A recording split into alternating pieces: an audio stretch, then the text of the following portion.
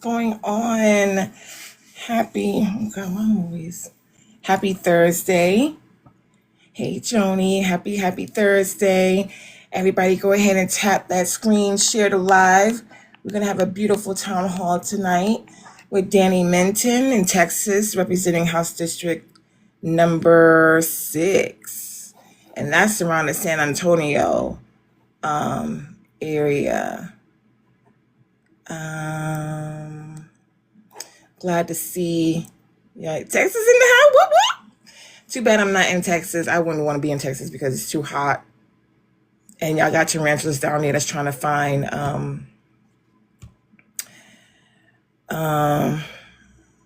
okay, so we'll do that.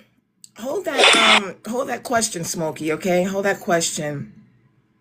And you can ask him. You can ask him why they don't honor it, and things of that nature. So don't be shy of doing that.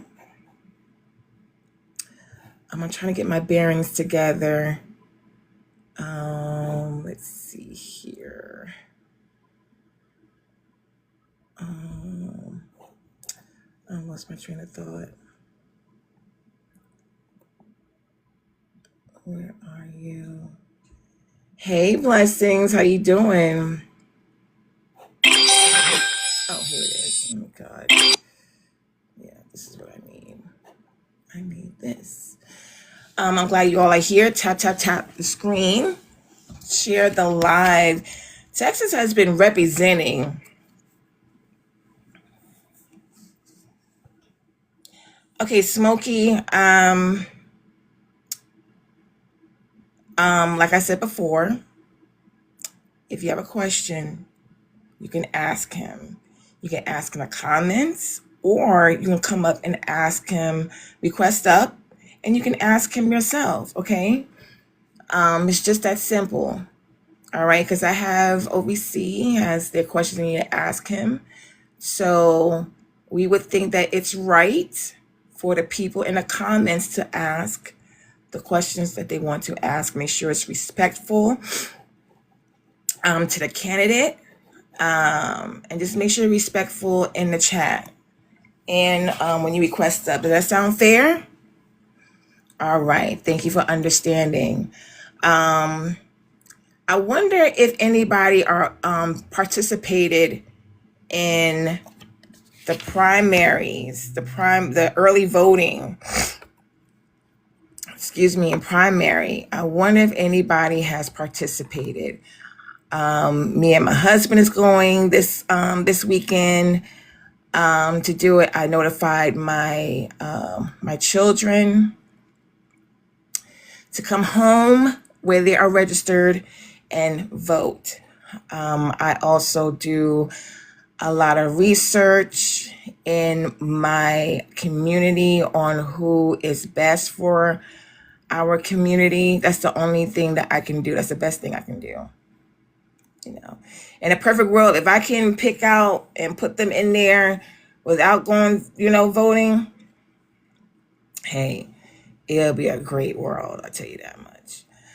If you notice, yes, I don't have my braids in. I don't have them in, so I'm doing the hair thing today. So, but I got a crown. Oh, thank you, Blessings.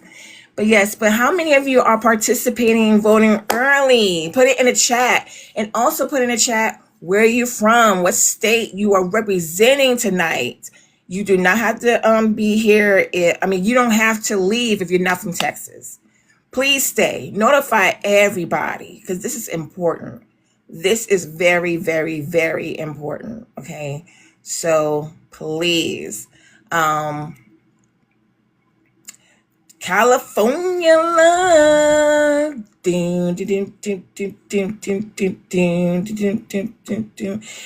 You voted yesterday. W in the chat for Miss Trish for voting yesterday. Yes. W in the chat. W in the chat. All right. Whoop, whoop. Yes. We are celebrating. Be proud of voting. All right. WWW. All right. I wouldn't put up the gang sign like, hold on a minute. Which side? You know, I'm not going to do that. But put a W in the chat. Thank you, Miss Ayana. Oh, look at the butterflies. Thank you, Miss Ayana.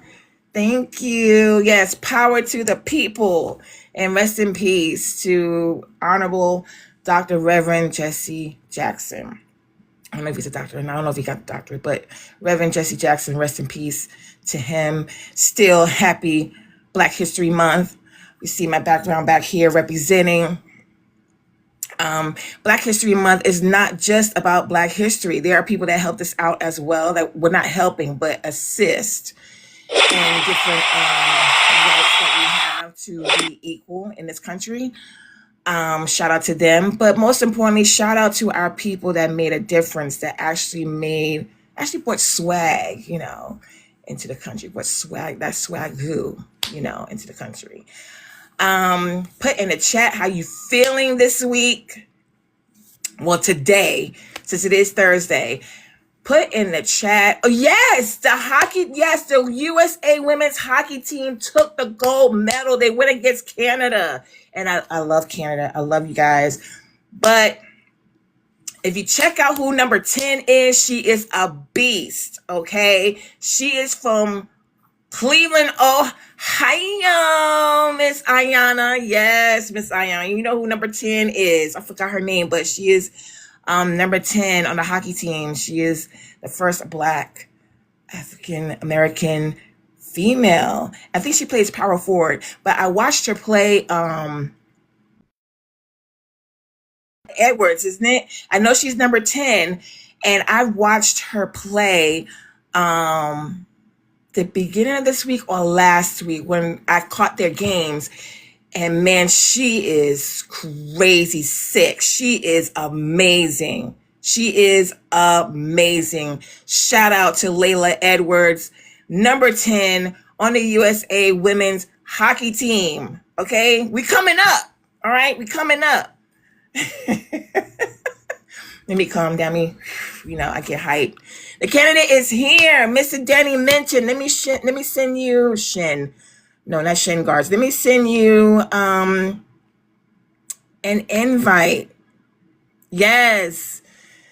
Danny, yes. I am. I'm so hyped. Like I don't even know why I'm hyped, but I'm just hyped. You know, that's just me. You know who I am. My name is Sianca. That's who I am. That's who I be. I thank you all so much for joining us tonight. This is going to be an interesting night because I looked at Mr. Minton's, I hope he has his cowboy hat on. His cowboy hat that he had on his page is fierce. It's so fierce. I'm like, let's do it. Let's do it. What would be interesting for Texans who are running, if you have a ranch or a cattle ranch or a horse ranch, whatever, I wish I could do a live with the animals. I am an animal lover. I am a horse lady. People call me the horse lady. I love horses. Since I've been joining with Wounded Warrior. Oh, tip the cowboy hat. All right. Oh gosh, I lost my phone. Okay, so yes, so the Wounded Warrior Project, who has a thing called a program for veterans who suffer from PTSD and anxiety and severe depression, equestrian therapy. That's when they work with horses. I was scared at first, but ended up being in love with them. And one of the horses that I worked with, he had passed away. His name is Stewie Stewart, my one-eyed bandit. Yeah, so they like big dogs. They like big puppies. Mr. Minton, if you're there in the house, please accept the invite. I'm gonna send it again. Please accept the invite. You see the invite? Click accept or save or okay. Come up here and let's chat.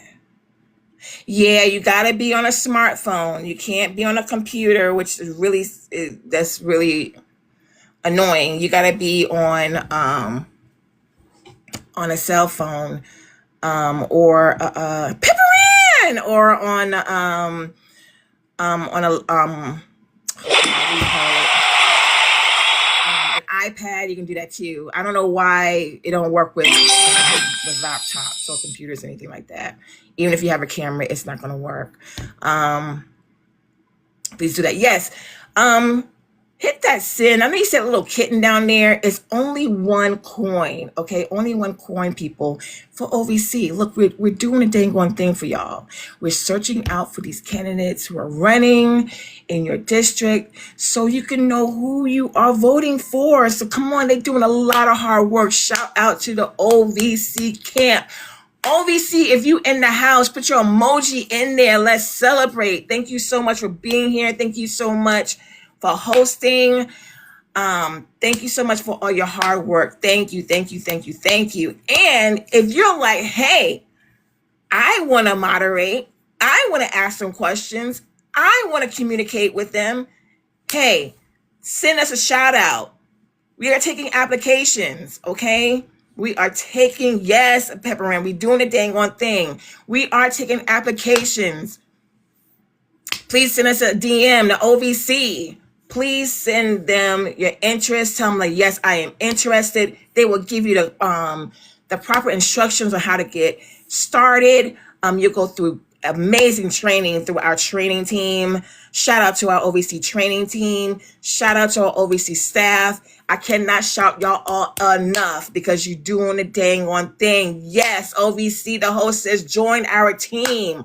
All right, we will take you. Okay, we will take you. All right, so while we're still waiting for Danny Minton, for Mr. Minton to request up, yes, we have recently celebrated our 100th town hall. Can you believe it? These strangers came together, okay? Didn't know anybody from a can of paint. Came together, we were so congealed and say, look, we want to make a difference. 100 days later, look at this. I mean, can you believe one of our OVC staff did this? Shout out to Thick Yoli. Yeah, I knew you. Yes, I know you. Me and Ayana have a colorful past. But we love each other like sisters and brothers. Yes, we do have our differences, but we come together, and that's what's important. We come together because we have one thing, we have a lot of things in common. We want what's best for our country, okay? So yes, please tap the screen. Wow, we're up to 5.3 thousand, Jesus, of likes. Come on, share it out. I want to see some more. Oh, 117 shares. Y'all better go ahead with your bad self. Go ahead. Yes, let's go. Let's go. All right. And yes, Miss Pepperin, yes, we know you too. We know a lot of people come here who are our daily, who are our day ones. We thank you so much for being here, for supporting us as well. Oh, you're not getting it? Okay, so I'm going to give you another one. Then I'm giving you, I put myself off the camera. Here we go. Let's see. All right, I'm going to cancel this one. And then I'm going to send you another one. You should see like a little pop-up thing there. And you should see, you should see where it says okay or save or what have you to join. You click join. You'll see like a countdown to join. You're good, Danny. You're good. I'm still entertaining, and I'm so hyped to speak with you and to do this one thing. I'm so hyped, as you can see. And I just only had my cup of coffee here, 12-ounce coffee. So I am hyped. So sorry, but I'm so excited.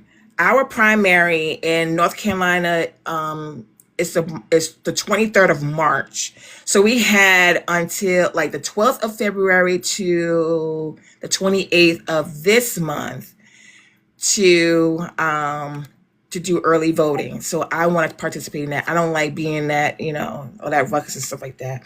Yes, thank you so much, Miss Pepper Ann. Thank you. You feeling old?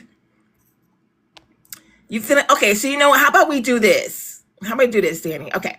So I'm gonna guide you on there. Now, when you look at your screen, do you see two people together? Do you see two people together? I want you to click on that. These two colorful people together. I want you to click on that. And click request. Do that. Click request. Excuse me. My allergies. Yes, you can tap on the little two people next to the chat box. Yes. And hit that. Click on request. And I will accept you to come up. Because we not giving up. We're going to talk to you. We want to talk to you. We're not going to give up. We don't do that here. We don't do that. We don't do that here. But while he's doing that, I want you to tell me in the chat, when is your primary? When is your early voting? What are you going to do? Like, what are you going to eat after you vote? Are you going to IHOP, Waffle House, Cookout, Starbucks, Dunkin'? Like, what do you do? Put in the chat, what do you do when you're about to go? I just showed you on the phone. Okay, you on the phone. Oh, you going to Dunkin'? Yeah, that's nice, Ayana. Okay, I just joined on the phone. Okay, so I sent you an. There we go. Woo! There we go. We made contact. Danny, can you hear me? I can. Can you hear me? I can hear you finally. Okay, so now I want you to click on that camera next to your microphone icon. Uh-huh. I want you to click on that, and then I want you to go to effects, and you will see green screen. Look at you. You got me. I think the problem is I was doing the green screen, and I was waiting for it on the green screen, so I was trying to figure that out. That's awesome. So do you have your background? I do. I had it. That's what I was up, and I thought I was getting an invite from that because like I said, I've never done this before. So no. I was sitting there with my background. Then I turned it on my computer because I was like, well, I'll see what she's doing on the computer because I can't see it on the phone because I'm waiting on the background. So yeah.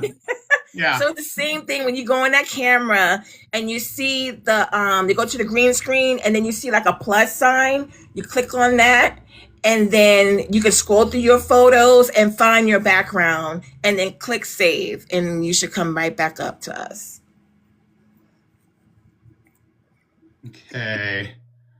Yes, but if it's too intricate, challenging, that's fine. Green screen. Okay.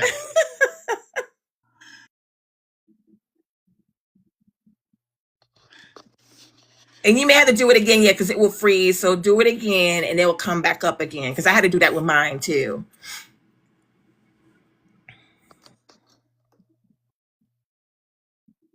While we waiting, tap. Boom! Look at you! Look at you! Look at you! Okay, I got it. Yes, you in it.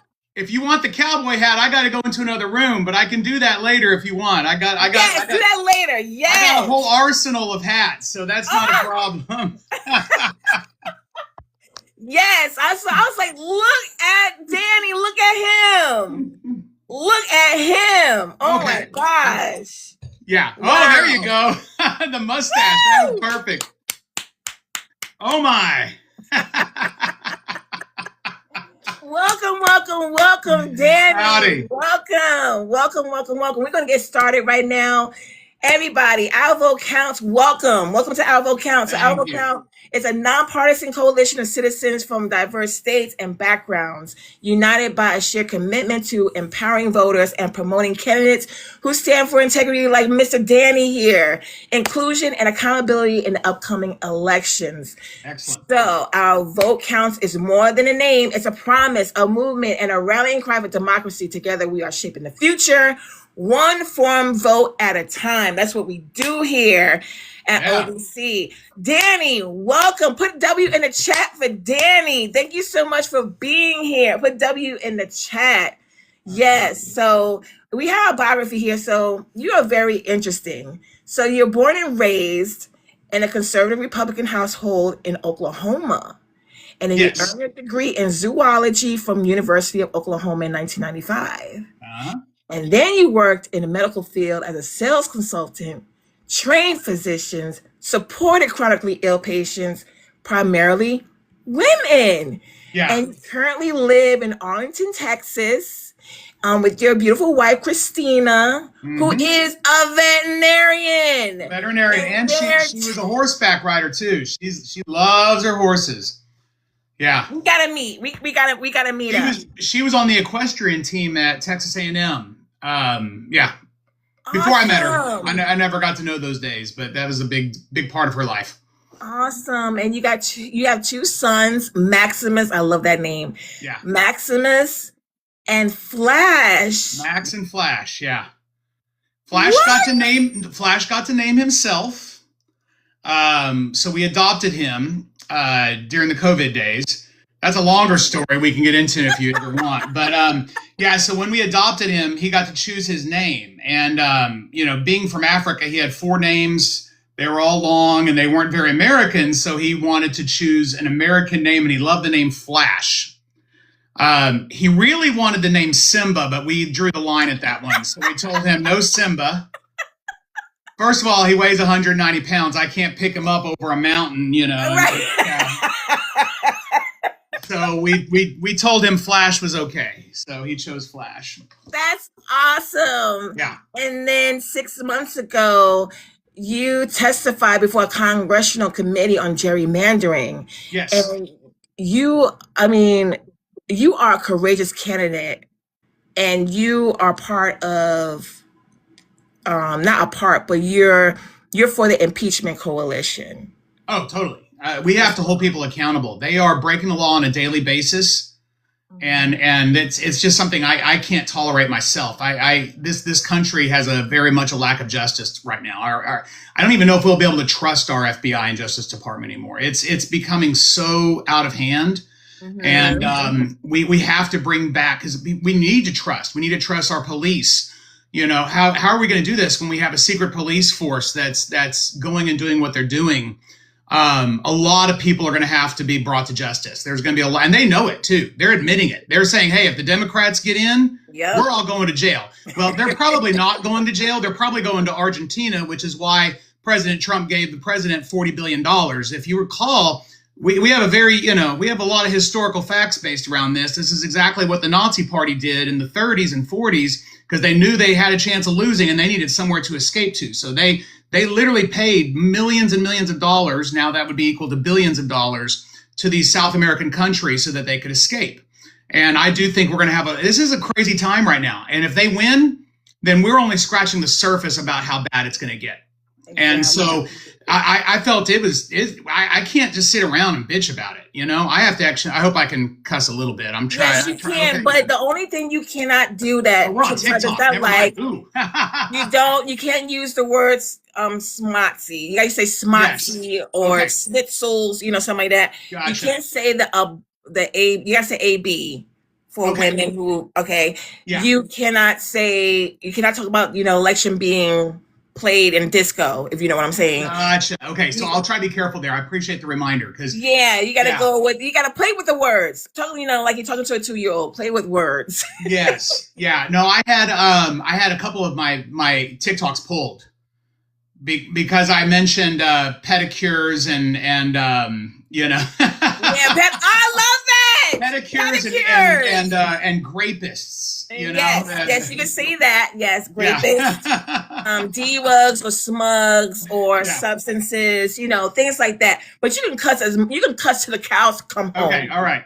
I got tired of bitching about it, and I had to do something about it. So that's where I'm at, and I felt like God gave me some special skills. He gave me gifts. I didn't know in my life when I was going to use them, but I knew that the door would open when it was time.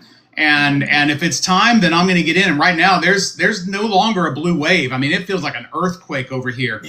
Yes. Tarrant County, Texas, which is where a lot of my district is. I'm about probably half and half Dallas and Tarrant, and then a little bit of Ellis and a couple other rural counties. But yeah, where I'm at, Tarrant County is the epicenter for our politics in this country. If Tarrant County turns blue, this country better watch out.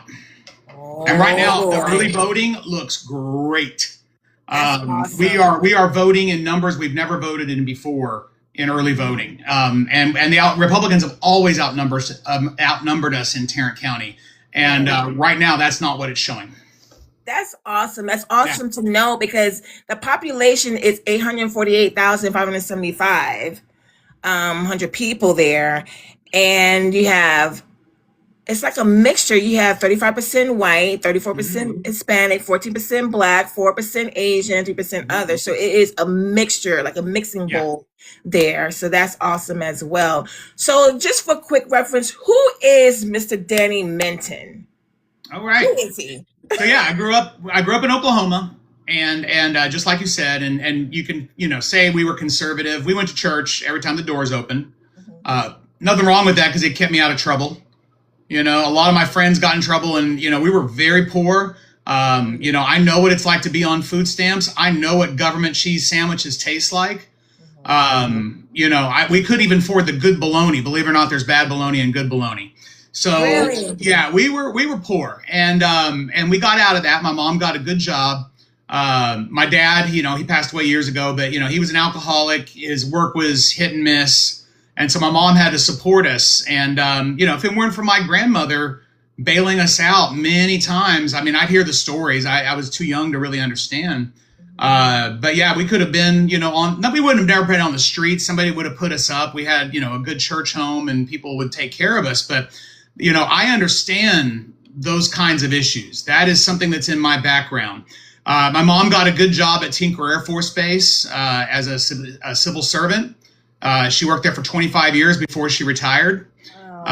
She has a heart of gold, but she's still a Republican. I'm still trying to change her. Okay. You're a Republican back then, and I think a lot of people qualify for this now. I think there's a lot of good Republicans out there, but they're not Republicans because of the party. They're Republicans because it's like I'm a Dallas Cowboy.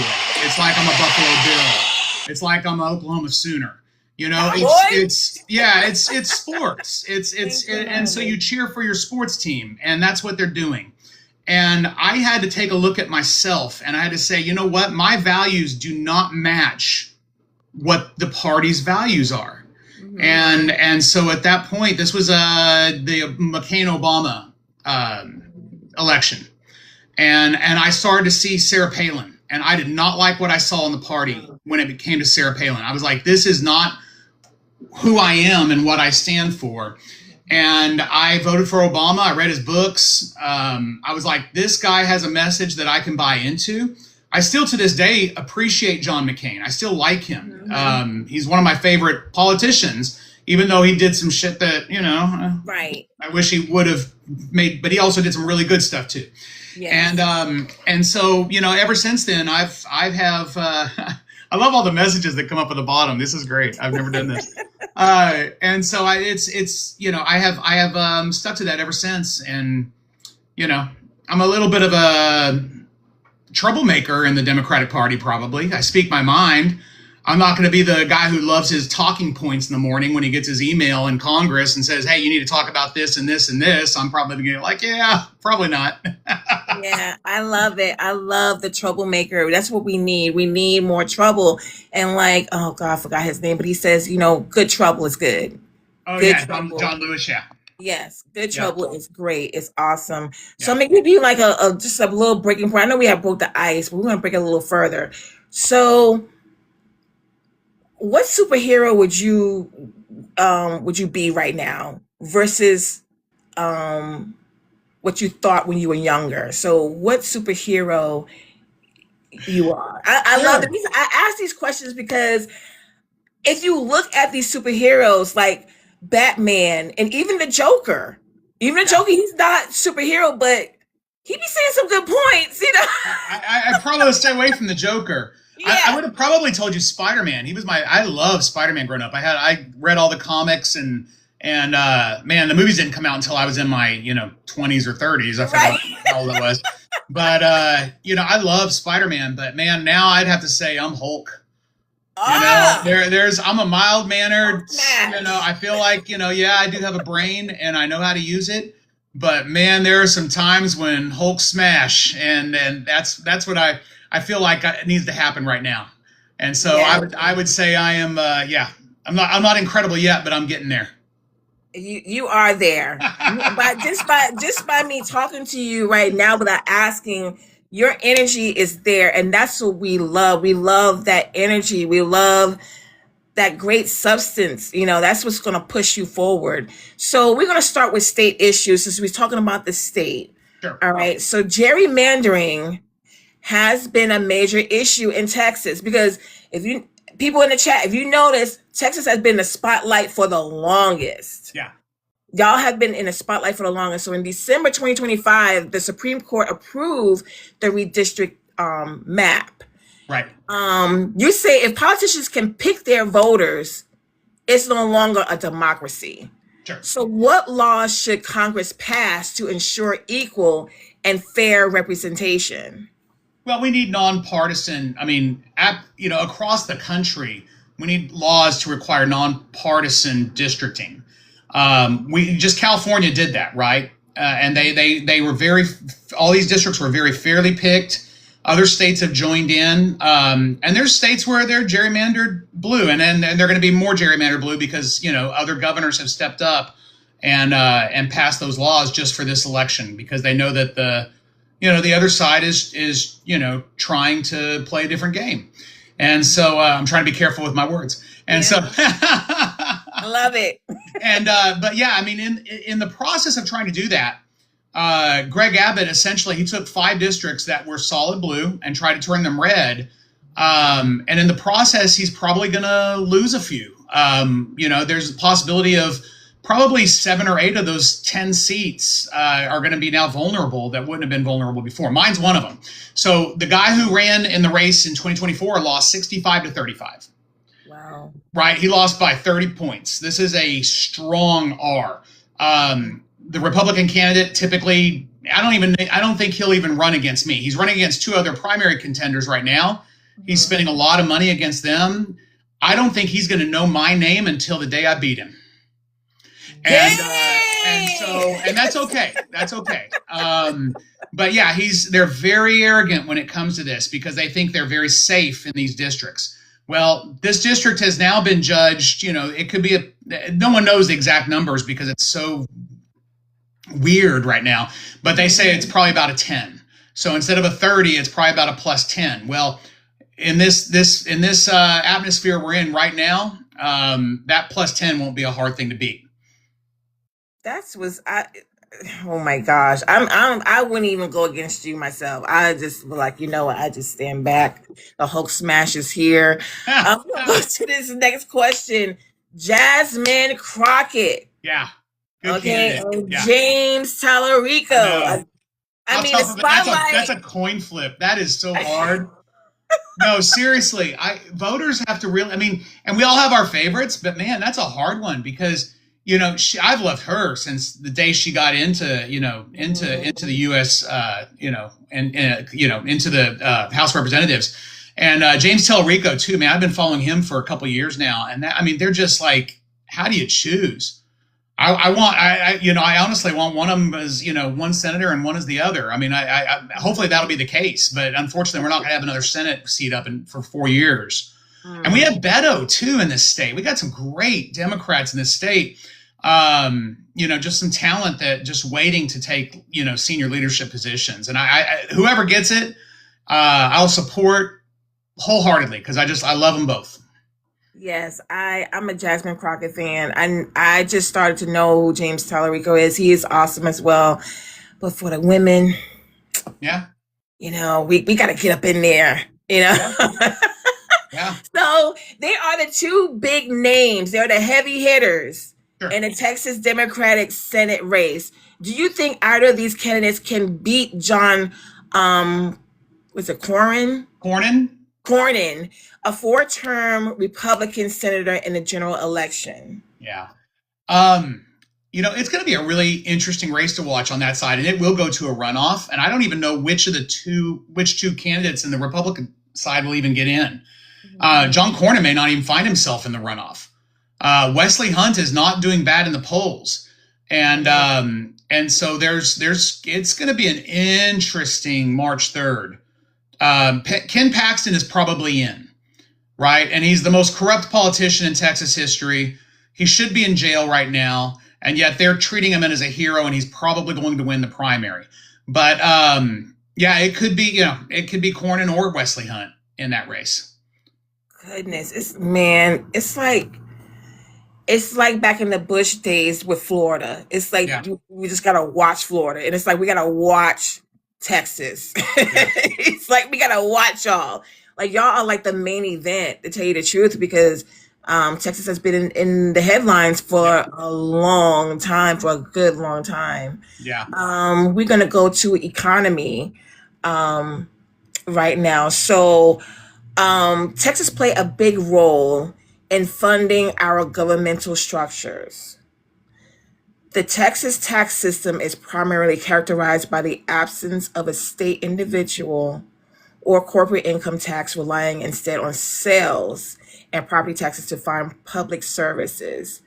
How is this beneficial to the residents of the state? And should federal taxes adopt a similar approach? That's a great question. I'm glad you brought it up. I mean, I love living in Texas, the fact that we don't have state income tax. When I lived in California for a couple of years, I got moved out there for one of my jobs, and it was brutal. I felt like, and I love California, but we called it the beauty tax.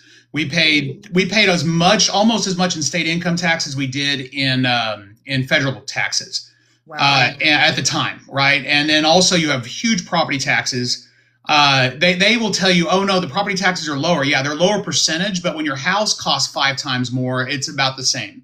Right, so our property taxes were about the same as we pay now for a very small house out there. It's just very difficult. And Texas makes it easy. So we are very easy on businesses. They've been recruiting businesses to come in, and they're coming like crazy.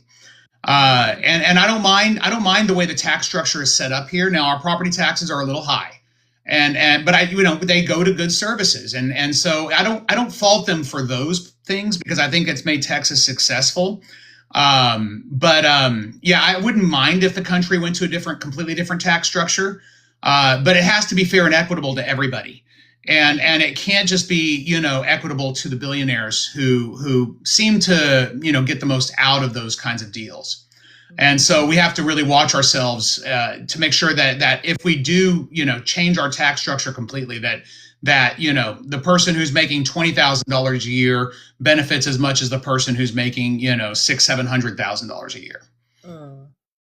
Okay, thank you for answering that question. I was really shocked to hear that you guys don't pay state income tax, because I'm always thinking of Florida not paying. Yeah. I never thought of Texas being in one of those things. I live in North Carolina, and we're taxed to the wazoo. I'm surprised they don't tax us for air. It's just so many our taxes need to go to something, right? If our taxes went to something, then maybe it's worth paying taxes.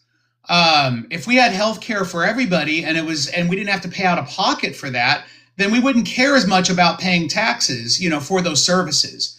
When they take away our services, when they make our public schools a worse place for our kids to be educated in, when they start, public universities are charging, when you can't get out a degree without paying $300,000 at a state school, it's to a point where our taxes need to actually pay for something. Yes. And then we won't mind paying them.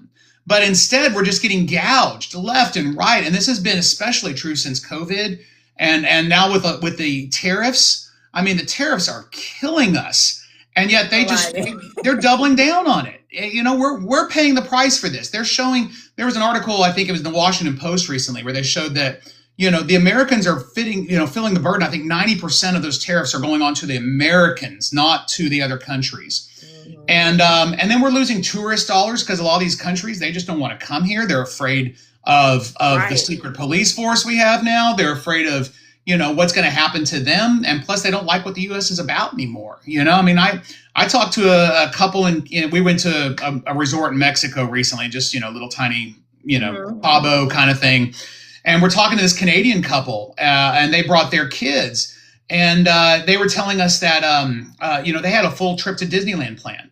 And they canceled it to go to Mexico because they were so afraid of coming to America. Right. And I'm like, what is this doing to our country, to our, we're going to find out. They haven't done the studies on tourism yet, but I bet you our tourism in this country has suffered tremendously. They say Vegas right now is down so much. Yeah. People are not going to Las Vegas. And it's not just Americans not going to Vegas. It's people around the world not wanting to come here and risk it. Right.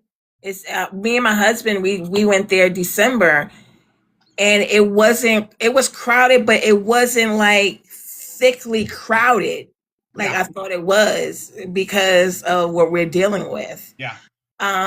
So to move on, since you talked about businesses, so your district relies on small businesses to simulate the economy, not eliminate the economy, to simulate the economy. So currently many are struggling to stay afloat. What policies will you introduce to help small businesses grow and sustain?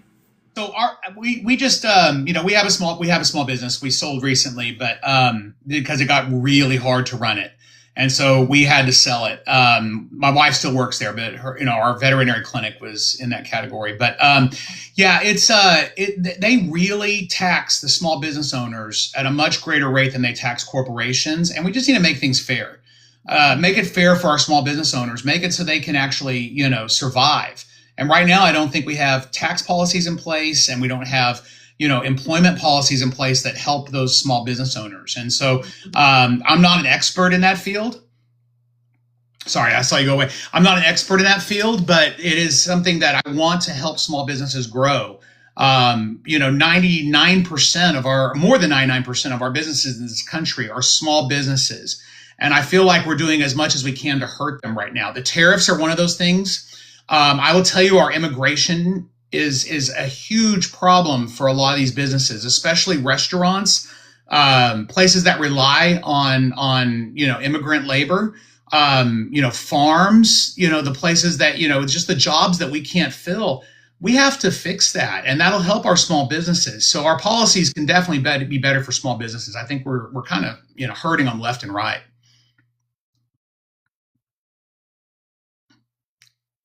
I lost your voice. I can't hear you. There you go. I hear you now. Yeah. Okay. So with the immigration that's happening, especially in Minnesota, it's going too far. It's going way too far. And shout out to the families who are standing strong, and shout out to the people who are allies that are out there protecting these beautiful immigrants, even undocumented and documented people who are coming here, because there's a backlog, right? There's a backlog for due process. Yeah. Right. So. Well, we've basically cut out the pathway to citizenship. We have to fix that. Our immigration system has to be overhauled, and it has to be bipartisan. And we can't just say no more immigrants, and we can't just, and we have, we have major issues there and that we can fix, but we don't want to do it. Exactly. They can't be fixed right now. We're in an administration that's not going to happen. Nothing's going to change. They are literally trying to remove every undocumented person in this country and send them away. That's not going to change until Democrats can actually step in and stop it.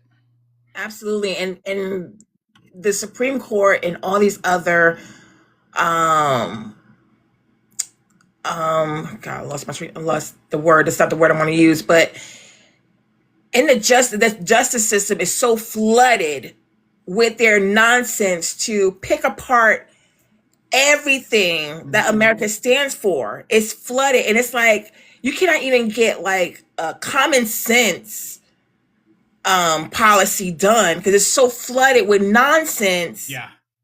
To stop the American dream for everybody. Yeah. And Agreed. it's really crazy. So while we on that, we're going to go to constitutional rights. So our First Amendment right are being stripped away little by little. That's why that's why I laugh, because I'm like, I cannot believe I'm 45 years old, born in 1980. I never thought in a million years that my First Amendment right, your First Amendment right, is in trouble. Yeah. So the events like being detained for protesting, reporting current events, and reminding the military of the oath are being weaponized. Yes. So how can Congress hold this administration accountable for this violation? Because we got Pete Hegseth in I call it Department of Defense, because I am a disabled veteran, so I still consider it Department of Defense. Thank you for serving. I didn't know that. Yeah, that's awesome. Thank you. You're welcome. So with him, it's like, he's a violation. He's literally an embarrassment. I don't even, again, he'll be one of the people that's being held accountable. Can I say war crimes on TikTok? I don't know. Hopefully I can. WAR crimes. Okay, yeah.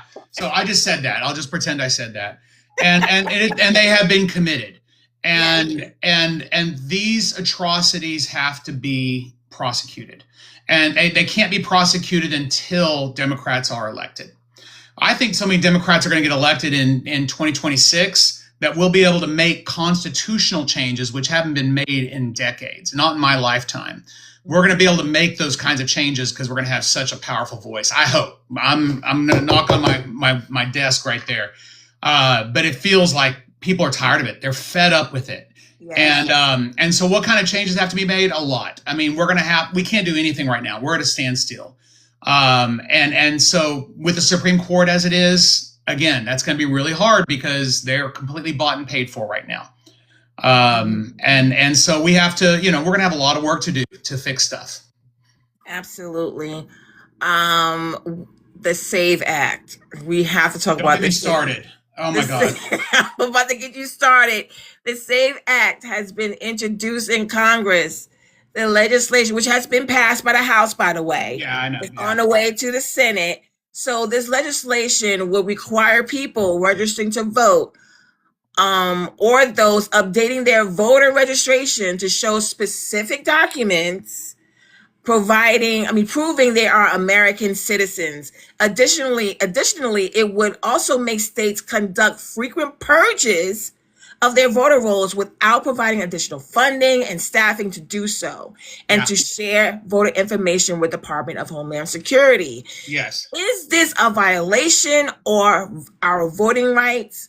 And how should Congress address this issue? This is just trying to fix the game. All they're trying to do is fix the game because they know that in November, if they don't, they'll be out of the game. And so they're desperate and they will do anything. The misinformation on the SAVE Act is tremendous, right? And they even when he gets up and says, it's the Save, I like to call it the Save America Act because we're trying to save America. What's wrong with trying to save America? It is an absolute game that they're trying to fix. And when you look it up, like I'm even worried that my name could be purged from the rolls, right? We're going to have to check monthly for the rest of the year. And I think we should anyways. I think we should just continually check to make sure we're still on the rolls. They're going to find ways to purge the rolls. Greg Abbott just gave up all the information he asked for. He said, I want your voter rolls. He said, yes. You want to know how we know Minnesota is a farce? It's because they came in and said, hey, just give us your voter rolls and we'll pull ICE out. Right. If ICE was really needed there, they wouldn't pull that. They wouldn't do that. If this was an immigration issue, there would be nothing about that. But instead, Pam Bondi said, hey, just give us your voter information. We'll get out of here. That's gangster stuff. I'm sorry. Can I say gangster? I know that was on the list too. You can say "ang gang." I'm telling you, you can cuss till the cows come home. I know. But talking common sense, they don't like it. Yeah, no, I get it. And so we have to really watch that because, and they are going to require proof of citizenship. A driver's license is not, if it was just a driver's license or an ID and we made it really easy for people to get, an ID online and, I don't mind having to check identification before voting, right? I have to give an ID in Texas, and they've made it pretty easy. We already have kind of a SAVE Act, but even Texas is going to change that, and they're going to require birth certificates, which are going to be really hard to get. And they're going to try to do this as close to the election as possible. And you know what? It's going to mess up a lot of Republicans too. There's going to be a lot of Republicans, especially Republican women, who have changed their name, and they're going to they're going to show up at the polls and not be able to vote, and they're going to be mad. But trust me, they have done the numbers. These guys are smart. They're evil, but they're smart, and they have run the numbers, and they know it's going to matter way worse for Democrats, and in important areas where we can't afford to lose those votes. And so if the Senate passes the SAVE Act, which hopefully they cannot, then yeah, we're in deep trouble in November. But if we can hold off, if we can filibuster that thing, if we can hold off, then we have a chance of saving this democracy. So it is imperative that the SAVE Act does not pass. Absolutely. And we was running this conversation was so good. I forgot to ask the chat if they have any questions on what we just spoke about. Like, we spoke about constitutional rights. We spoke about the economy. We spoke about states issue. What else did we talk about? We talked about those things. If you have any questions, please put it in the chat. You see, I'm still here. Mr. Minton did not bite me. He did not, destroy. He did not do a whole smash. I'm still here. He doesn't bite. Come up and talk to him. And you do not have to be from Texas to ask him questions. These are good questions, so you can ask your local constituents or your local officials the same questions. Like, okay, in Texas, in this district, they're doing this. Why are we not doing that? Or why are we doing this and they're not doing that? So please come up, ask questions, okay? I forgot to do that. Excuse my rudeness. We're going to do something a little bit fun. I'm going to give you like a political rapid fire. I'm going to see how much of a whole smash you are, Mr. Minton. I want to see. Property tax relief or school funding first? They kind of go hand in hand, but school funding. We've literally hired the head of professional wrestling to run our schools, our Department of Education. I would totally Hulk smash her out of that. And we have got to, she's there to literally destroy the Department of Education, right? So that's the only reason she's there, is to make it so it's not even an entity.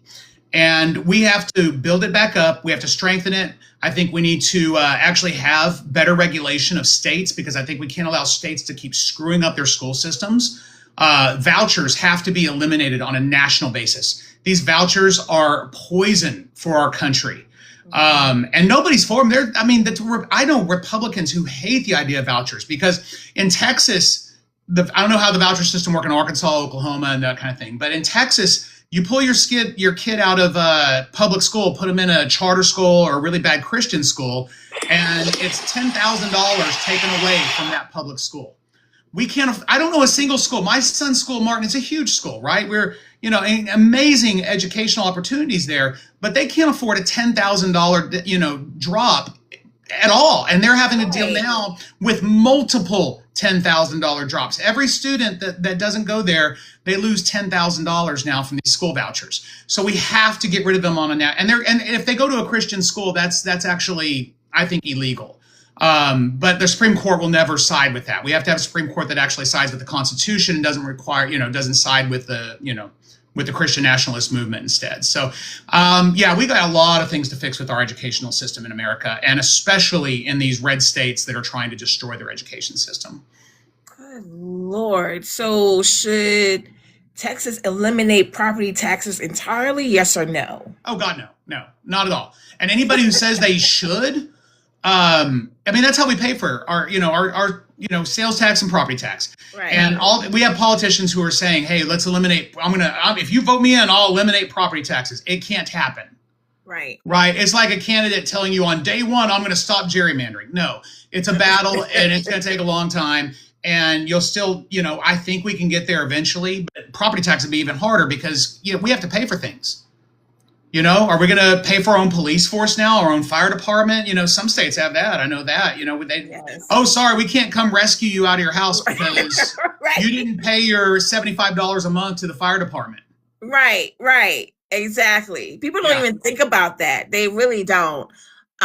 So border security, state responsibility or federal responsibility? I would say probably a little of both. I don't mind it being both. It needs to be fair. It needs to be, just, and it needs to be, more importantly, not cruel. Right? They were saying, all these statistics are showing, Obama, actually deported more immigrants than Trump has. And why is nobody talking about that? And it's like, because his administration was not cruel about it. And we have to stop the cruelty. Yes, we need a strong border. And there never has been an open border. That's a stupid, marketing term. But we have had a loose border where it's been easier to get in, and we need strong immigration system. The problem is, if we can't actually discuss it between the two parties and come up with an agreement, then what other opportunities do people have? They have to, to do what they have to do to get into a country that's safer, and they can be with their families, and they can, have a better job and a better future. And we have to make that easier for them. Absolutely. So what about support stricter regulations on utility companies after grid failures? Are we talking about grid failures? Yeah. I thought you said great failures. I was thinking of California and the wildfires and everything. I was like, well, that's more of a California question. No, right? Yeah, no, the grid failures. Yeah, I think we sometimes get lucky. I do think they put money into the infrastructure on the grid because of the embarrassment that happened a few years ago, and so many people died from that, and they'd never expect that. But we're going to have more of those kinds of winters. That's not going to just go away. We've lucked out this year so far, and we probably will luck out because it's getting into spring. But if we have to have a strong grid, and people have to be held accountable if the grid is not strong. So I think that, we can't count on luck for our success. So speaking of bad snowstorms, is there a way to prevent Ted Cruz from leaving so he can do his job instead of going to Cancun and I think we should tell him every day of the week that there's a snowstorm. Right. That way he's just permanently entertainment purposes only. Seriously, just send him permanently down there. This is for entertainment purposes only. I'm sorry. It just slipped out. I'm sorry. The man is literally there are two types of people in this world. I heard this today. There's two types of people in this world: Ted Cruz and the people who hate Ted Cruz. Oh my gosh. I you know what? If y'all have any comments or questions about the rapid fire questions, go ahead and ask. I would have, if I could drink beer. I'm not a beer drinker, but I am a root beer drinker. I would have a root beer with Mr. Minton any day. I appreciate that. If I could drink a glass of wine right now, I would, but I have to go to a meeting an hour away after this, so I can't do that. You can't do that. Tomorrow I was invited on a wine podcast. So I'm actually going to be drinking wine and talking politics on a podcast. I hope I can control myself a little bit.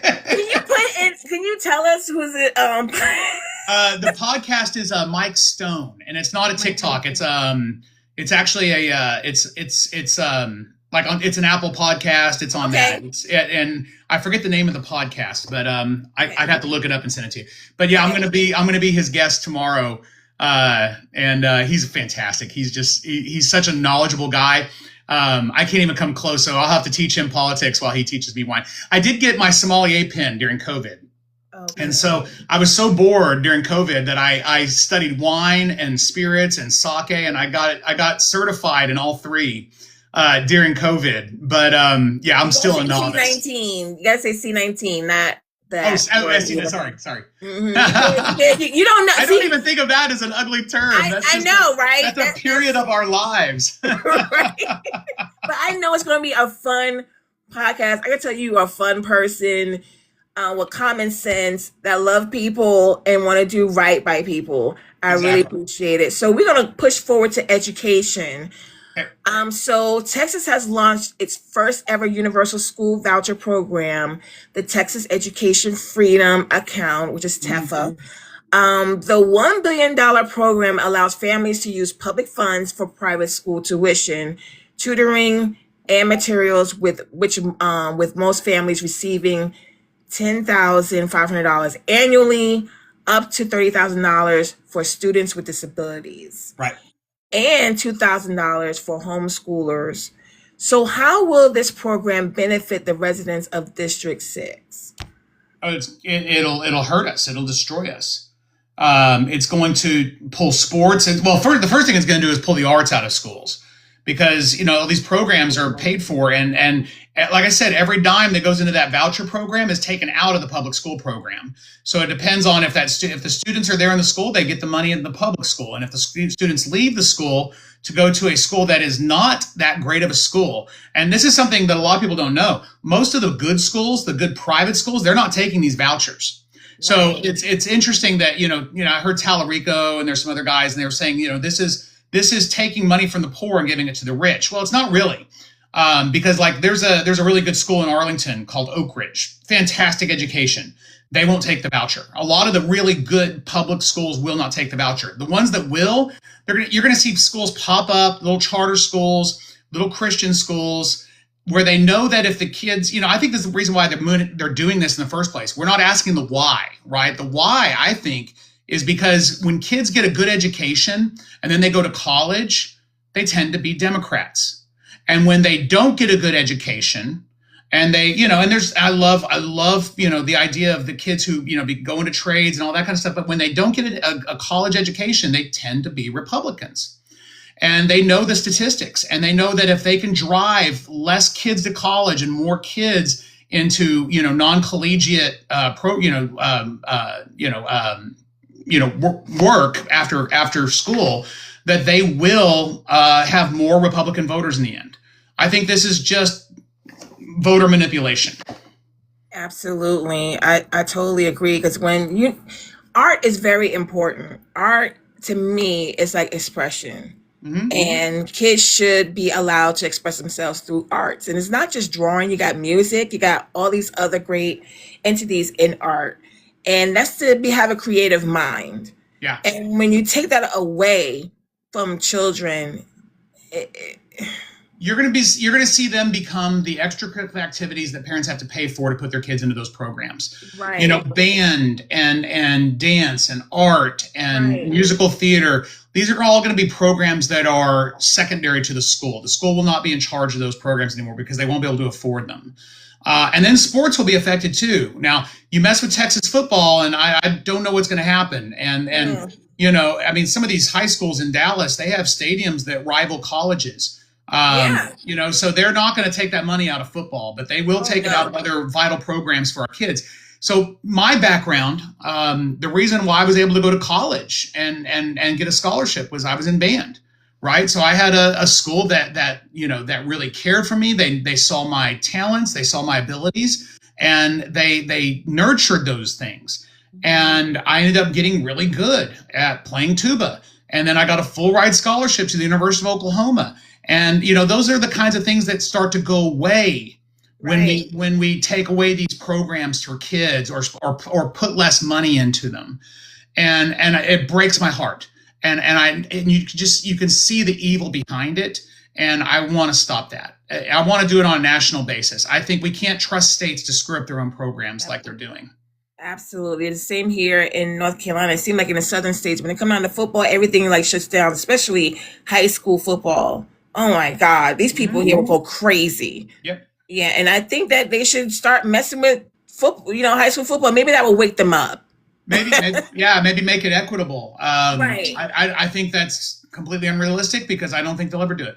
Right. They prioritize those things, but it'd be interesting to see if they ever tried that, what would happen. Right. So we have a question in the chat. How will you help address teacher shortages and retention? Good question. Again, the Department of Education, because I'm on a federal level, right? So I'm not on a state level. The states need to, enforce, I think in our school systems, minimum teacher pay. And our teachers are working sometimes 2-3 jobs. We got to stop that. We have to pay them enough where they can, actually make a living. And on a federal level, I hope that maybe if, getting into the Department of Education and trying to bolster it, make it stronger, can actually help create regulations that increase our teachers' pay and get better teachers. It's hard when you got talented people that want to be teachers, but they can never pay off their college debt. We have a very close friend, and her daughter's she's going to OSU right now, Oklahoma State University. And that is a $52,000 a year program to live there and go to school there. When I was there, it was about with living expenses, you could do it for $15,000, right? It's just gone up extraordinarily high. And so you're going to end up graduating if your parents aren't paying for it. You're going to graduate, because a teacher degree usually takes 5 years. And if you want a master's, that's another 2, but most of them are going straight into work after 5. And you're looking at $200,000 to $250,000 in debt unless you have major scholarships. And how are you going to pay off that much debt as a teacher? Exactly. Right. You can't. You have to have a rich husband or a rich wife. Right. Right. That's not an answer to this. That's not a solution to this problem. And so we need to get in there and really decide, do we want a country that's exceptional that's considered exceptional around the world? Do we want to be competitive in this world? Or do we just want to import all the great brains from other countries because we're going to lose them here? Right. You're absolutely right. And there needs to be more grants, I think, in my opinion, to college students. Yeah. I think it should be like a grant scale across the board for college students, because these loan programs are freaking ridiculous. We have a daughter who goes to Johnson and Wales University in Charlotte. She wants to be a baking pastry chef, and she's in her junior year. She's about to be a senior next year. That school is freaking expensive. Yeah, it's ridiculous. And the thing is, when it's expensive like that, they don't want to update their state-of-the-art technology that they want these students to use. Like, where is this money going to? I'm paying you all this out the wazoo. Mm-hmm. And you're not updating the technology. You're not updating mixers. You're not updating ovens. You're not updating sinks. You're not updating the dorms. What are you using this money for? That's where I'm personally at right there. So school districts in your jurisdiction, like Bullard, ISD, is it Corsicana? Corsicana. I knew that. ISD and Midlothian. Oh my gosh, ISD rank above in academics and student to teacher ratios. However, a district like Lake Worth, ISD is struggling. So what can be done at the federal level to ensure that all school districts receive equitable funding? And I think this is across the board for every state, because that's how it is here in North Carolina. There are some districts who have low income population who gets the back end, who gets the end of the stick of the funding. And you got the high income people who gets from the end to the top of the stick. Sure. So, South Lake, Texas does not have bad schools. They're wonderful schools. And in my backyard, Martin High School's incredible. They have a great program, best choir in the country, world famous. The band Pentatonics came from our high school, the entire group. We have good programs, but there are a lot of schools that don't have those luxuries. And we have to have, an equitable system. As a federal, there's so little we can do right now, but we got to make it so we can do more. And we have to hold states' feet to the fire so that they're held to very, very strong regulations on how they can run their school programs and fund their school programs. I don't see any other way around it, because we're allowing states to mess up their own public education. And sometimes the federal government does have to step in. It's just, I think it's inevitable if we want to succeed, if we want to give the kids in those towns a chance. Absolutely. And that's all that people are asking for, is a chance to a successful education. Yeah. I mean, education shouldn't be based on your income. It shouldn't. This should be a playing field for everybody. Yeah. Why it should would be equitable across the board. You're right. Right. And it's probably, they're going to tell us it's unrealistic to have that, right? The book Savage Inequalities, that came out when, that was probably about 30 years ago now, but I remember that it was such an impactful book for me, looking at St. Louis versus, I think it was East St. Louis, and what the difference in the school systems were in the inner city school versus the more, rural programs or urban programs. It was just the inequalities were so demonstrable that it's just like something had to budge, and eventually, if we don't take care of those school systems, it will come back to haunt us. We have to give kids the opportunities they deserve, and they're growing up in those towns. They don't have a choice. Let's take care of them in those towns. I see it. I went to Mardi Gras this weekend, right? So I went to New Orleans, and I go every year. It's one of my favorite little guilty pleasures. And you watch the bands that perform in the parades, and you can definitely see the difference between the cities that have, or the little areas that have the rich bands and the little areas that don't. One of those areas is one way to say if a school system has money. If you see 6 tubas in the band, they have money. When you see 1 or 2, that means they don't have money, because a tuba is a more expensive instrument, but they can put a clarinet in everybody's hand. Right. Now, I think the music programs are great. I'm glad they have them, but why don't we have more equity between these school systems? There's probably a stellar tuba player that will never get to play tuba and never get to, and he could be in the New York Symphony, but you know what? We're not going to give him that opportunity or her that opportunity. And right. I think it's kind of heartbreaking that we have such, again, still savage inequalities in our schools.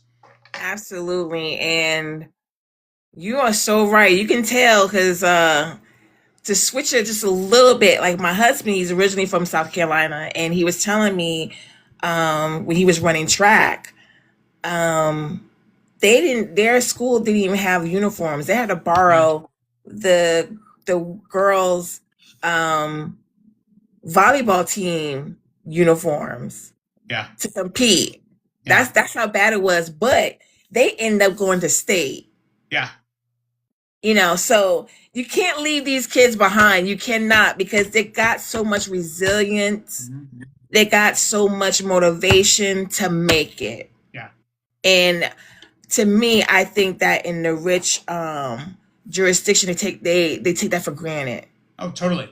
They take that for granted a lot. While in the low income, they take it and they run with it. And they are like the most successful because they're so motivated to get out. And do something for their, for their life, not being all comfortable and be like, well, my dad paid for it, things like, in that nature. I am a candidate who was helped by his school system, and I'm going to be a candidate that makes sure that in my district, I'm going to work my hardest to make sure that kids don't lose opportunities because of the school system they're in.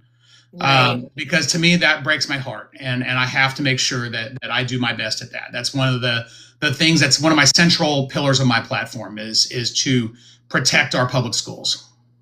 And I really appreciate you caring for the kids, because they are our future. Believe it or not, the people should be pouring in no matter what to these children, to these kids, because they are our future. Yeah. We're not going to be here long. Yeah. Sorry, Charlie, but we're gonna be moved to the side, and then they're gonna take a place. So, come on now, pour into our children. So speaking of pouring in, we're gonna go to healthcare. But if you have any questions in the chat about education, please ask him. I'm still here. He did not perform a Hulk Smash Mania somersault on me. I'm still here. He does not bite. Come up and request to speak with him, or put it in the chat if you're too shy. I understand. I really, truly understand. But we're going to go on to healthcare. So, which is one of my favorites. I'm wearing scrubs, so I'm literally. Look at you! I was in the OR today, so yeah. Wow. Okay. So you have addressed concerns about politicians catering to the interests of insurance companies. Mm-hmm. Do you feel that insurance companies should not be allowed to lobby? Oh, 100%. There's so many things they shouldn't be allowed to do. My biggest concern with insurance companies is insurance companies should not be allowed to be publicly traded. Mm. right? Because here's a problem. In this country, a publicly traded company has to do, by law, what's best for the stockholder. They have to. That's actually a law. Well, you can't do what's best for the stockholder and do what's best for the patient. It's a completely, Right. It's a complete conflict of interest. Right. And as long as we allow that, the stockholder will always win, the patient will always lose.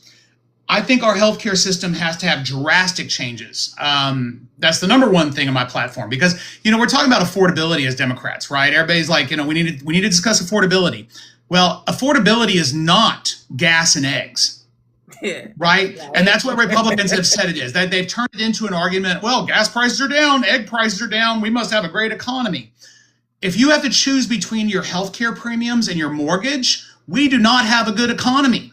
And that's what is happening. We can't allow that. People need to be able to have healthcare. It's not a luxury. It is a right. It's in all of our best interest for our country to have healthcare.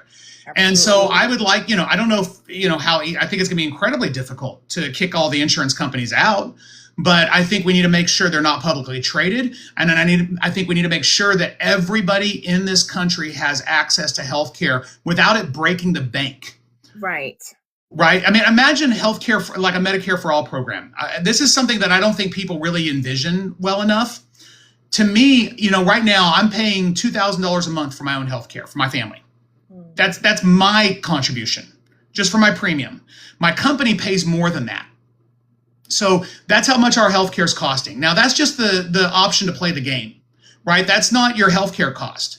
When I go to the doctor, I pay a deductible that we haven't met in 4 years because it's so high, and then so we're having to pay everything there out of pocket, and then I go and get my prescriptions, and I try to go through my insurance, but when I get my prescriptions, the cost from GoodRx is less than my insurance cost. So all these costs are coming out of my pocket. We determined last year we spent like $48,000 on our healthcare as a family, and that money should be back in our pockets. If we had a Medicare for All system, we could do it just off employer contribution. And it wouldn't cost the employers more. They're already contributing, right? We could do this. And everybody, can you imagine getting $4,000 more in your pocket? Man. $2,000 more in your pocket? Everybody's crazy about, Trump's rebate check for the tariffs. I'm going to get a $1,500 check. Well, the Democrats want to give you several $1,000s a month that you earned, and you shouldn't be paying for those things just to make billionaires richer, in the healthcare industry. So yeah, and we don't have to decrease doctors' pay. I mean, doctors are concerned about it because, oh my gosh, I'm going to make less money. They're starting to realize more and more that they're not going to make less money. These systems are going to be equitable. We're going to do it differently than other countries. We're not going to be Canada, even though there's not a single Canadian citizen that would trade their insurance for ours. No, but they, we can't be Canada. I'm happy when somebody tells me they have good insurance, but the average American does not right now. I work for a good company. I don't have good insurance. My insurance 30 years ago was night and day compared to what it is right now.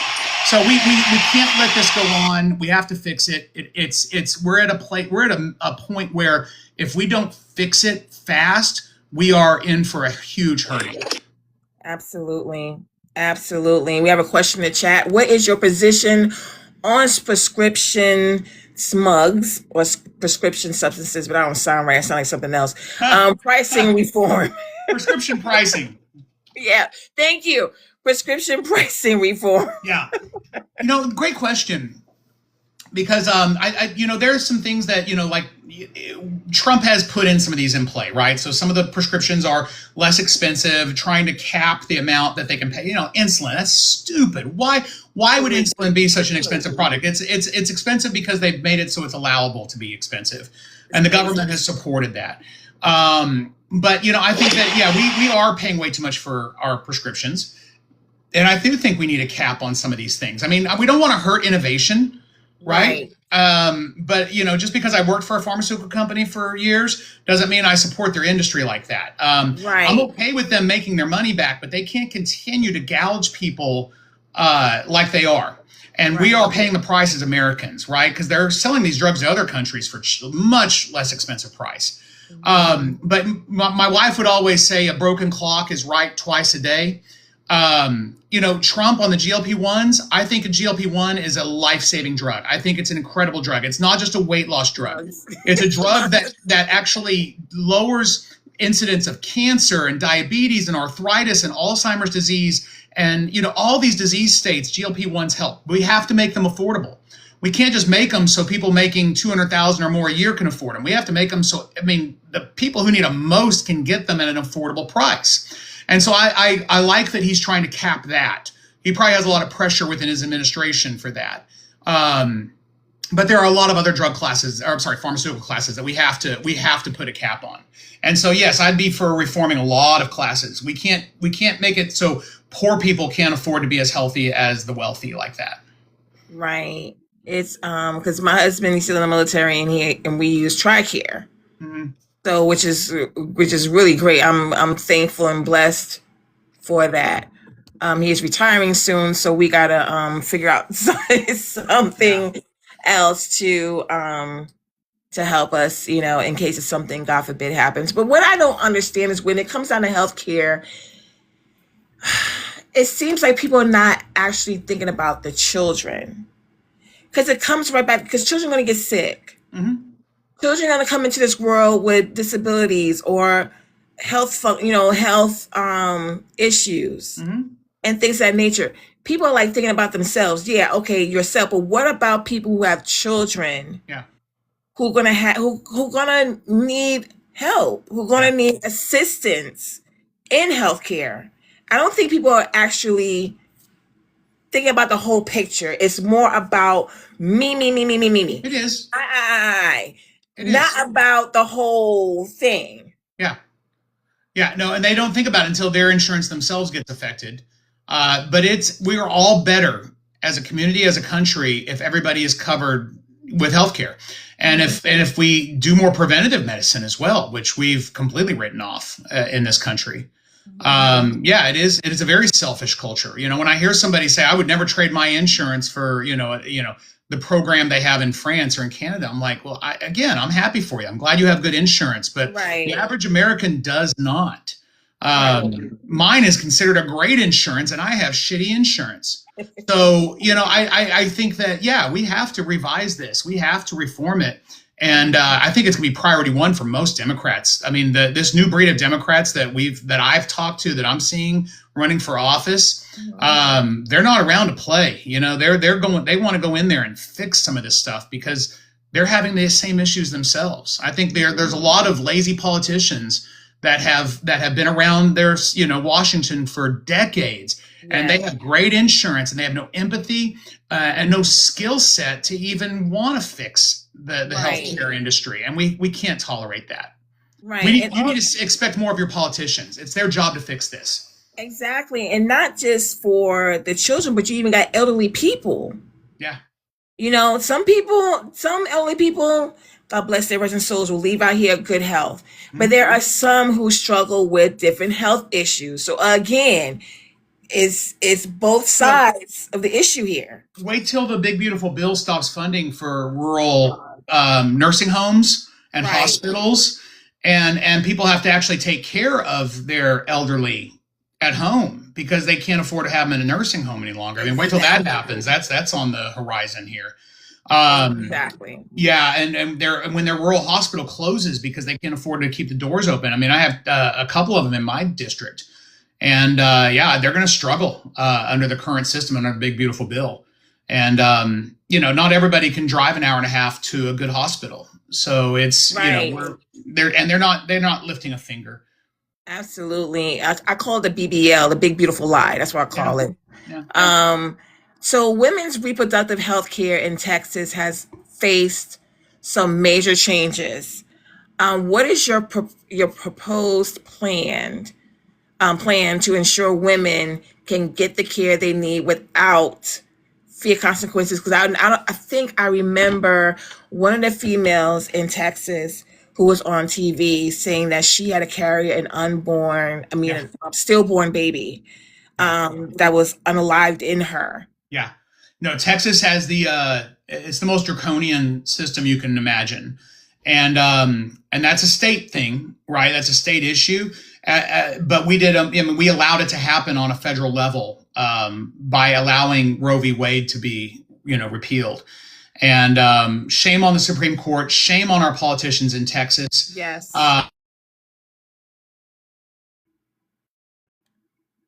Oh, you muted. I can't hear you. Sorry, my campaign manager was calling me. He's probably wondering if I'm going to be on time to my next event. Tell him come in. Tell him come on in and join the party. Yeah, really.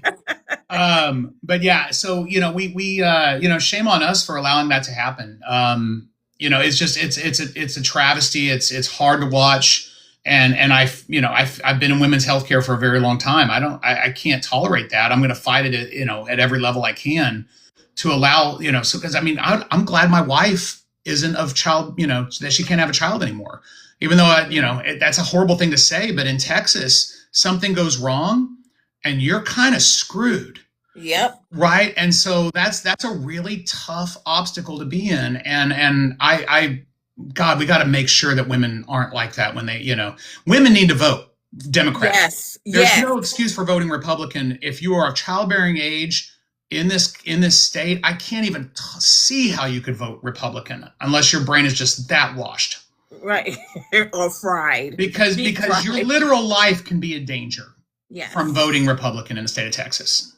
Yes, absolutely. So we finished the main questions. Now we're going to do something really fun. It's going to be a fun rapid fire about you, Mr. Minton, about you. So what's more Texas, Friday Night Football or Buc-ee's?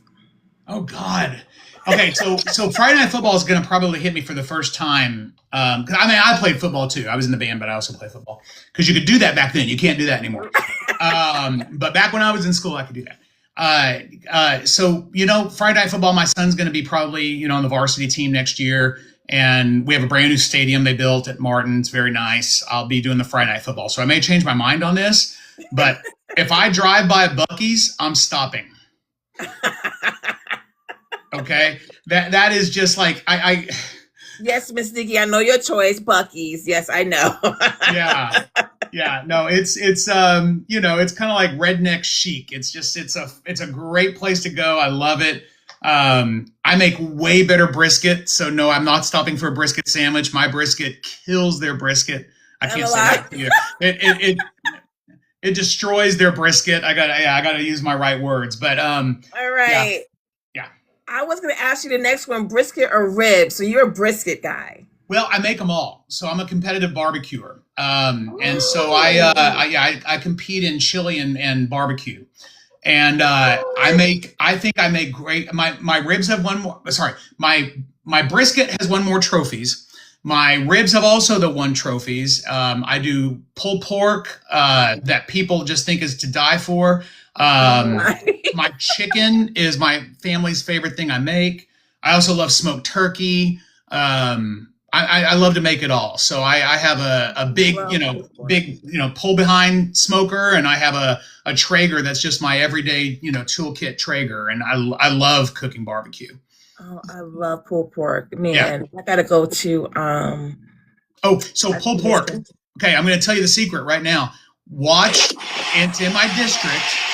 And I'm going there right now. I'm actually going to be parked probably right outside his store, but there's a place called Meat Church. And online on YouTube, Meat Church is the most popular YouTube station for barbecue in the world.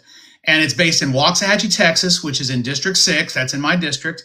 And I'll be they sell the best spices. It's not a barbecue restaurant, it's a barbecue supply store. And he makes the best spices known to man. And he sells a fajita seasoning and so what you do is you rub your pulled pork with Cholula to get the binder, and then you pour his fajita seasoning all over it, and then you just cook it over. I cook mine overnight on Traeger, and they call it Mexican pulled pork. And then I make my own pickled onions and jalapenos. And you use the right hamburger bun on that thing. It is a masterful sandwich. It is delicious, but it's not sweet. It's very savory and spicy, and it's the best way to eat pork. I've never had pork like this before. Wow. I have Yeah. to go to Mission Barbecue. We have a Mission Barbecue here in North Yeah. Carolina. And man, I may have to go by there after this Yeah. town hall. I'm so hungry. So If you go to Bucky's, they sell his spices there. So Bucky's actually sells his spices. Okay, Yeah. the Bucky's we don't have one here in Rayford and Fayetteville. There's probably one in Raleigh or Okay. Durham. Probably I have to go over there. And Miss Trish says those beaver nuggets are on point. So I get Chex Mix and I put his voodoo seasoning all over Chex Mix and I smoke it for 2 hours. Oh, and butter, lots of butter, because I'm not here to help you lose weight. And and then I'll smoke them for 2 hours, and then I add a bag of beaver nuggets. So you get the sweet and the savory. Is the best party snack. It disappears so fast. You get just the big bag of Chex Mix from Sam's Club. Yeah. Oh, I guess I had to go to Raleigh and try these beaver nuggets. I they're never heard great. of it. Now you got the whole chat hungry. Look at that. All right. So sweet tea or Dr. Pepper? I don't drink soda. Okay. So I had to get off of that years ago, unfortunately. Would I love a Dr. Pepper? I would, but especially a Dublin Dr. Pepper made in Dublin, Texas. That's the best. But I'd have to say sweet tea just because I had to get off soda. Okay, you still have my vote. I'm a sweet tea person myself. Yeah. Cowboy boots or dress shoes at the Capitol? So I will tell you, my dress shoes are more comfortable, but I wear my cowboy boots more often. And I'm more of a sneaker guy. What? Yeah, I love my sneakers. So I wear a lot of sneakers, and some of them look like dress shoes. But yeah, I love my sneakers. But like last night, when I went to the Beto event, I had my cowboy boots on because I got to look the part, right? Tonight I have my Brooks on because I'm just going, I'm in scrubs. I don't have time to change, so they're gonna have to deal with me in tennis shoes. That's awesome. So last one is, if District 6 had a theme song, what would it be? Oh man, I wish I had time to think about this. How about my hardest thing to do is because I get so negative sometimes with all the stuff going on, right?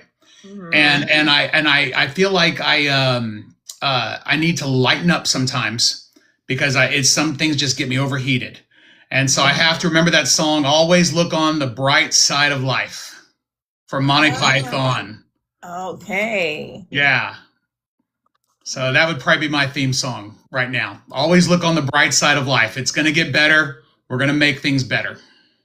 And that should be an everyday thing. And I know it's hard. It is challenging nowadays, but you got to look on the bright side of life, or at the bright side of life. Yep. A silver lining, I'm living, I'm breathing, the smaller things, what I mean? So thank you, Mr. Minton. If you have any questions, I know we have ran out of time, so I can't see your cowboy hat, but oh, sorry. I know, but I had so much fun tonight, and I hope people in the chat have so much fun. Put a W in the chat for Mr. Minton. It was a pleasure speaking with you. So can I put a plug for my campaign? Yes, I was about to ask you that. What is your plug? Yes. Okay, my plug. So my website, DannyMinton.com, or you can, it's on there at the top there. I know that, it's hard. Money's tight everywhere, but we are fundraising. You don't have to live in Texas to contribute, even if it's $1 a month. And I know that sounds silly, but believe it or not, if you see a candidate you like from another district and you just want to, give them a little bit of a hand, here's what $1 a month does. It's not just $1 a month, right? $8 before the election, that's not going to, do a whole lot. What it does is it adds numbers of donations. And when they start to see the numbers of donations go up, it helps your fundraising. So yes, I will take more. If there's this billionaire that's been watching this and he's like, I love this guy, please donate the max. But even $1 a month on my website goes a long way, and it does help. So, and it shows that the community supports the candidate. So not just for me, but if you see somebody else you like on here, it's, it's $1, but it's $1. You know, Right. so that's I'm not asking for $1 million here. I just Right. we need support. We're not, a lot of us aren't, we're not getting money from the super PACs. They're not, you know, the everybody asks, oh, then when's the Democratic Party going to come in and support your campaign? They're probably not. Right. The local parties do, right? So they're going to help, but the national party is not going to come in and deliver that aid. You know, Jasmine Crockett's probably going to spend $150 million on her Senate campaign, but Right. you know, if she wins, or tell Rico if he wins, but Right. we don't get that kind of money on our level. And so anything helps. Believe it or not, when we wake up and we see a donation, we smile in the morning when we get our emails. So we appreciate the support from the community. If you like what we say and you believe in us, we can really use your help. Absolutely. Thank you so much. And your incumbent is Jake Elzy. Jake Elzy. Elzy. And Yeah. he's a Republican, and you're going against him. And when is your primary? When are you? So it's right now. We're in early It's voting. right now. March 3rd is the day of the election. I do not have a primary, so I don't have an opponent for the primary. So I'm going straight through to November. So you'll be seeing me for the next, you know, how many, 8 months, 9 months, whatever that is. But yeah, you'll keep seeing me. Jake has 2 opponents. So he actually has 2 Republican opponents, but he has, you know, I bet you if I looked right now, he has probably $3.5 million in his coffers too. So he's getting a lot of money from a lot of dirty places. So, you know, we try to take money from people that believe in us, and you know, that's where we're getting it. Absolutely. I have one more question before we end. So for voters who may feel frustrated or disconnected from politics, because it's like fatigue. It's like politics fatigue right now.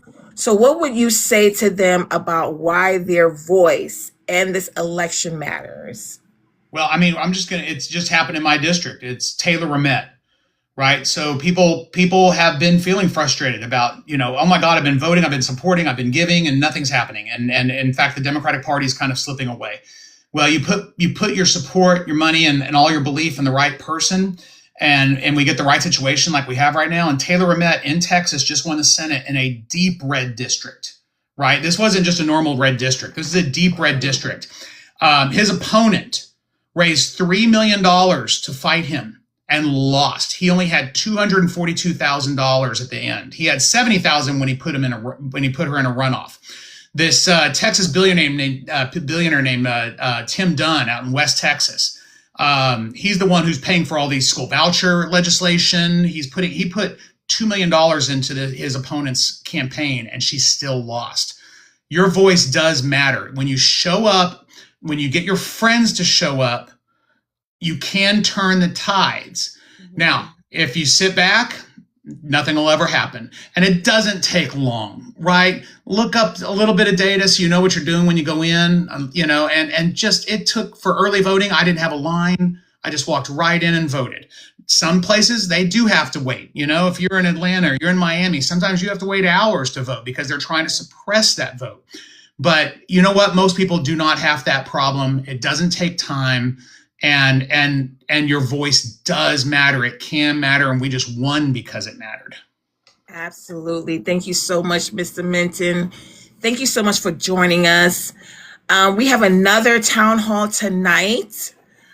I think it's at 7:00. So if you have nothing else to do, if you want to hang around, which we don't mind because you are really just a cool guy. We have Matt Gromlick. He is a Louisiana U.S. House Representative for District 4. That's at 7 tonight. And we have more tomorrow. We have some more tomorrow. So we have here for tomorrow, the 20th. We have, wrong date. Here we go. We have, oh God, what is his name? Oh, I'm sorry. What is her name? Annie Craven. She's right there. House Representative of Iowa, District 46 at 8:00. That's who we have tomorrow. You could join us then as well. And then we have a round table coming up. You'll be awesome to join us on March 1st, March 15th, and March 29. If you can't make them all, just come to some, or if you want to listen, well, not listen, but come and join the other people who are running, Okay. other candidates who are running, and have roundtable where you can talk about things. Have like a brainstorm on what policies you would fix or reform, and what policies you think that is not good for the people, and that's what's good for the people. And that would be Sunday on these dates, the 1st, the 15th, the 29th of March at 3 p.m. Okay. So hopefully we see you. You will get a personal invite from Cool. OVC. Please come up, please show up. And then for the people in the comments, like I said before, if you want to be a mod like moi, like me, to interview candidates like this young man right here, Mr. Minton, all right, who's running for the midterms, come on and join us. DM OVC if you're interested. We are not full. We need more hands. Okay, we will invite you. We will make you feel comfortable. We will make you feel at home, be part of the family, because this is not only for you, but for the people. We're doing this for the people because this is what we love. Mr. Minton, any last words before we end? Hey, I appreciate what you do. Putting your voice out there like this, that it's a huge deal. Getting our voice out there. I just appreciate you and what you do, and thank you for inviting me. Absolutely. So yes, once again at 7:00. And if you want to listen in, Mr. Minton, at 7:00 to Matt, you can. You don't have to be up on a panel like we are now. You could be in the comments. You can ask questions, things of that nature. We have candidates that do that. They follow us everywhere. Every time we have a town hall like this, they're in there asking questions. They give feedback. It's an amazing experience, and we really appreciate the support from I'll have to check out more of those tonight. I got to jump in my truck and drive to Waxahachie right now. So I got that town hall out there, but I appreciate the offer on that. Absolutely. So once again, Our Vote Counts is a nonpartisan coalition of citizens from diverse states and backgrounds, formed by a collective of educators, veterans, small business owners, students, and community advocates. Our Vote Counts represents the strength of unity across geography, race, and ideology. While our stories are different, our mission is the same: to ensure that every voice is heard and every vote truly counts. So remember, your vote matters, and your vote is your voice. Have a good night. God bless. Thank you. See you guys later. Mr. Minton, I hope I see you soon.